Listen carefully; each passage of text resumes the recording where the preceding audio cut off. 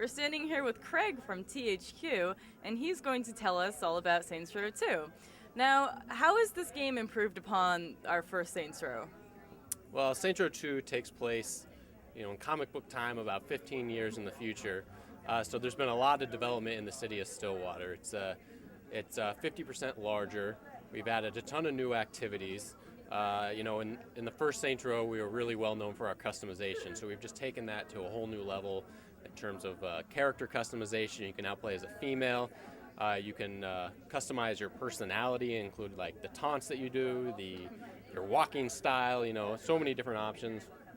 We've added tons of clothing customization, vehicle, and then we've added in some crib and crew customization as well. We've brought back the same combat from Saints Row 1, but really built upon it. We have our free aim system, which isn't really done much in the open world genre, but we've added in some features like fine aim. You can now take human shields. You can throw people. So there's a lot of stuff we've really done to build upon that. And then, one of our biggest new features is co-op. So now you can play the entire game from beginning to end, all the missions, activities, diversions. You can now play that with a friend. And the cool thing about co-op is it's hop in, hop out. So, I could be playing for 20 minutes and my friend can come in and help me out on one mission and then hop out. There's tons of flexibility in that. We're here with Tim from THQ, and he's going to tell us a little bit about UFC 2009. So, just explain to us a little bit about the game for people who may be UFC fans or may not be UFC fans. Well, UFC 2009, Undisputed, is going to try and emulate the sport of UFC. And what the sport of UFC is, it's mixed martial arts. So it's not going to be like a normal fighting game that you see where it's just a bunch of punching and, like a boxing game. This one incorporates jiu-jitsu, boxing, kickboxing, Muay Thai, freestyle wrestling. There's just a ton of different elements that are in this game that you're going to be able to play. So you're going to have to be able to stand up and fight. You're going to be able to go to the ground and fight. There's submissions, there's knockouts, there's decisions. Anything that you would want in a fighting game that you could encompass everything, it's UFC 2009 Undisputed is definitely the game that you would go to. And tell us about the kind of characters in the game. Well, we have the characters based on the real-life UFC characters. As you can see behind me, we have Forrest Griffin and Rampage Jackson. They're definitely going to be included. We're also going to have some other key fighters like Chuck Liddell and BJ Penn, all the champions you see at the level. And as the months go on, as our ship date is in spring of 2009, we're going to have a roster announcement. So please be tuned to see who makes the game and who doesn't make the game. Very cool. Do you have a favorite character thus far?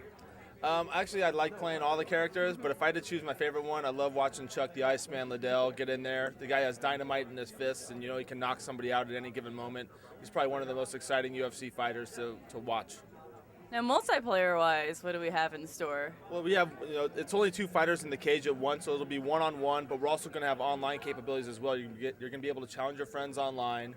We're going to have a UFC belt that the online champion's going to have. People are going to be able to climb up ladders to face that champion.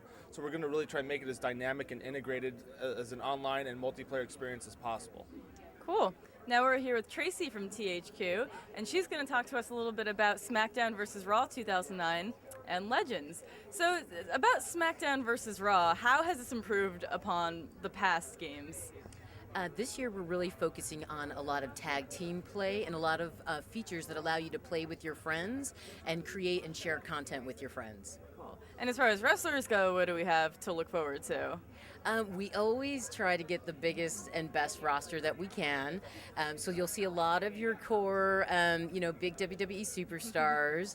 But I'm not going to give you a hint too much because we've only announced a few. We've got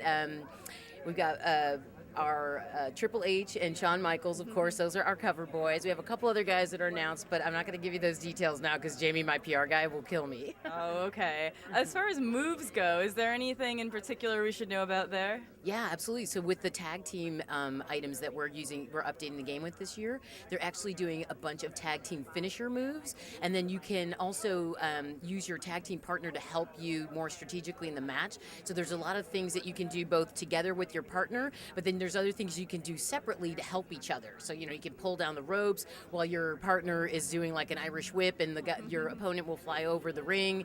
You can do different stuff to maybe grab the referee and distract him while your opponent's beating up your other opponent or the other guy. So there's a lot of cool stuff that you're going to be able to do together. Cool. Now we're here with Clint from THQ, and he's going to talk to us a little bit about Redfaction Gorilla. So, for those not familiar with the game, tell us a little bit about it. Redfaction Gorilla starts 50 years after the events of Redfaction 1. And Redfaction 1, Parker went and kicked the Ultor group off of Mars, and the Earth Defense Force, the EDF, came in and helped save the day, and they cleaned up the rest of Ultor and restored sort of peace and tranquility back to Mars. But over the last 50 years, basically, we've seen that the EDF had some ulterior motives, and so they've actually come in and now taken control over Mars, forced people into sort of forced work camps, basically made it a really bad place to live. And so a guerrilla movement has started to start up, and they've taken on the name of Redfaction. And so you play the one of the characters that gets caught up in this guerrilla warfare to try to kick the EDF back to Earth.